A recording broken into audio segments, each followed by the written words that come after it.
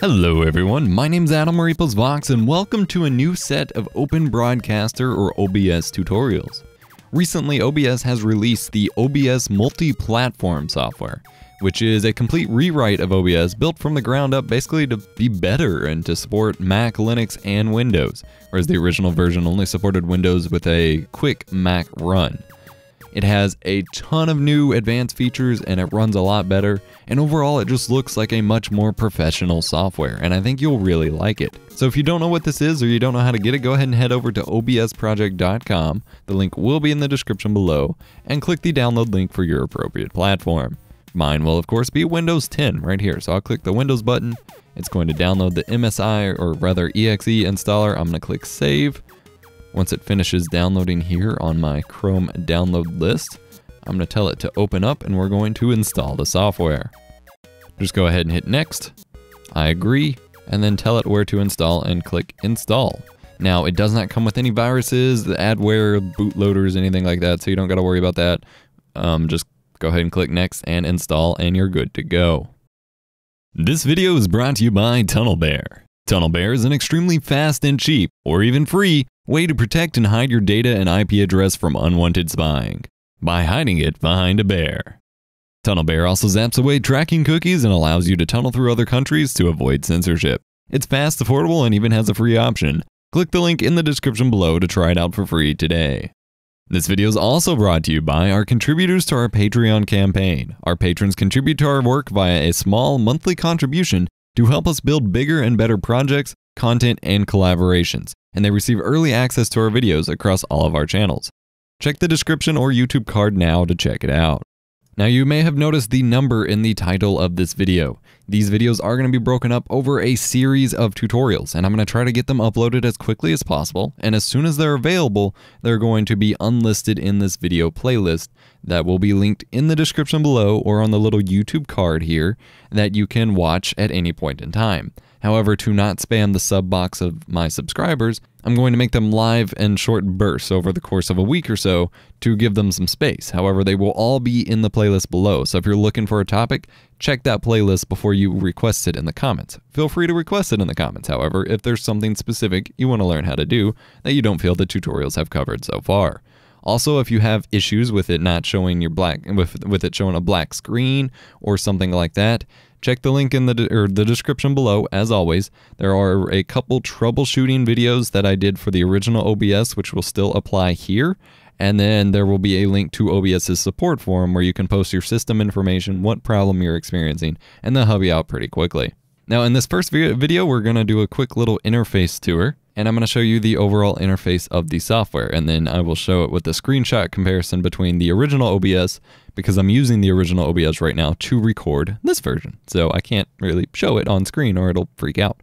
But this is what OBS Multiplatform, or also called OBS Studio, looks like, and we're currently on 0.11.4, and I'm running the 64-bit version because that's what my computer has. Here the interface looks a bit different. Immediately you're given a live preview as soon as you open the software. No more do you have to hit preview stream. You're given a live video preview of what sources you have here, and if you right click you'll see it says enable preview, and so if that's causing your system to lag or you don't want to see it, you can actually just deactivate that and it'll look just like it did in original OBS. You can also turn on a full screen preview onto a secondary display. This is very useful if you're doing some sort of professional live stream or event live stream where you need to send it over a projector or another monitor to for other people to see. For example, if you have people on set on camera and you need to show them a copy of the stream, you can show it to another output through this option. Then you also have the option to start adding sources to your scenes, but we're not going to mess with that until a future video. Down here, you're also going to notice the audio mixer. This is a little bit revamped from the original version of OBS, and it shows your audio devices that you have added to your scene here. Now, by default, you essentially just have two you need to worry about. Your desktop audio, which is going to be your game sounds, your computer noises, things like that, and then your mic or auxiliary input, which is going to be mostly you talking, like your webcam, headset, microphone, etc. And you're going to see me talking on this with this green bar right here. Now this is where you will balance your audio sources. If you want to mute desktop audio entirely, click the speaker. Same thing with your microphone. It's now muted. Now, you can also start turning it down. So if I'm talking too loudly and it's clipping for people, then I can turn that down a little bit. If my game sound is overpowering my voice, I can start turning that down. Works a lot simpler that way. And then if you click the gear icon next to either, you can go to Properties and choose which audio device you're using. We're going to cover this a bit deeper in a future video. However, you can go ahead and look at that and see what device it's choosing. In most cases, default is going to work just fine for your desktop audio. However, for your microphone audio, this may not be what you want. For me, the default is probably my webcam, but when I'm doing a live stream, I want my professional microphone on my Scarlett 2i2 interface here. So you want to find your best option. It should either just be a microphone or line in option. I'm going to click OK. And now it picks up this microphone, and you may notice a slight difference in the audio wave here, but overall, it's going to be the same kind of thing. And then you can also add filters to your audio here, which I'm never going to mess with a whole lot, but if you have specific audio issues, you can add a gain filter, which is going to add some gain to your microphone and make you a whole heck of a lot louder. I don't really want that on my already loud microphone. So I'm going to remove that with these minus icons. So you can add plus or minus, and then you can add a noise gate as well to help remove some of the background noise. And so let's say you add both a gain and a noise gate. You can use these arrows to change the order that they are in case you want to make it louder after you get rid of the background noise, and vice versa, make it louder and then remove background noise. You can do either. You can look up other tutorials for the noise gate functionality. It will work just basically the same as noise gates in any other software. It's not something most people will really need to mess with in a streaming situation. Down here at the bottom of the software, you'll notice a timer, which will show you how long you've been recording or streaming. You'll also notice a CPU usage indicator, which will tell you how much of your processor power is currently being used.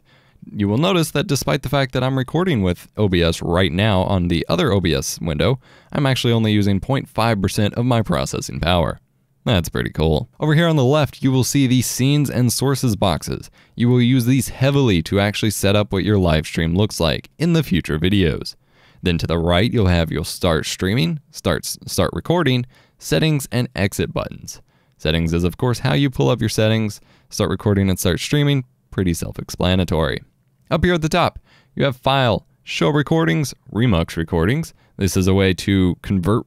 Well, show recordings is going to open the folder that is in your settings to record your recordings to. Mine's currently set to the wrong one, but we'll change that in a future video. Remux recordings will be an option to change the file type of your recordings. That's pretty cool. Another settings option, a settings and profile folder in case you want to mess with the specific configuration files or copy your configuration files to another OBS installation. We'll mess with that in a future video. Edit will give you some options to edit your actual scene in terms of like the positioning and organization of your video assets. We're not going to mess with that right now. Profiles will be your different profiles for streaming, so I'll cover that in another video as well, but you can have a profile for streaming to Twitch, a profile for recording, etc. Scene collections are kind of similar, and you can have a different collection of different scenes based on where you're streaming. Again, go over that a little bit and a little later. And then help is you can visit their website, check your log files if you're reporting errors in the forums, or check for updates to the software. By default, when you open OBS, it should check automatically, but just in case you're not sure if it did, you can hit help and check for updates. Now there is one setting I want to show you in this video, so we're going to click settings, and that is your language and theme options under this general tab here. You can choose your language, and it has quite a few different language options. I'm going to leave it on English because that's the language that I'm most fluent in, but then it also has a dark theme. They may come out with other theme support as well in the future, but you might like this dark theme over the light theme or the regular default theme. It is a bit easier on the eyes to some degree, and if you look down here, let me choose dark again. If you look down here at the audio mixer, you actually have a bit more contrast in terms of the green, audio mixer and the blue volume bars and things like that. So that might be better for you. And in fact, I think I may leave it on that for at least some of the videos, just so you have a contrast and can see what's going on with the audio. This has been my introduction to OBS Multiplatform, also known as OBS Studio. I do hope this video was helpful to you, and I do hope you enjoyed it. As I said, there will be a playlist link in the description below, along with a million other links you should check out in the description below, such as where to get OBS, more OBS tutorials, subscribe to my channel, things like that. Be sure to like, comment, and subscribe. Once you see all the other videos, if there's not something you're sure of how to do, you can either request it in the forum or comment down below, and I might be able to get another tutorial up for you. And yeah, that's going to be about it. Be sure to like, comment, and subscribe. Check out our other channels in the description and on the channel page and all that jazz. And check out the videos in the annotations at the end card here in a second. And check out our Patreon campaign, where you can contribute to the channel via a monthly contribution and get early access to all of our videos on our other channels as well. So, thank you for watching, and I'll see you in the next part. You've just watched another epic tech video from me, Epos Vox. Consider crushing that like button and subscribing to the channel. That way you never miss an upload. Also, check the links in the description to follow me on Twitter and Facebook, and hit up our Patreon campaign for early access to videos. See you in the next epic tech video.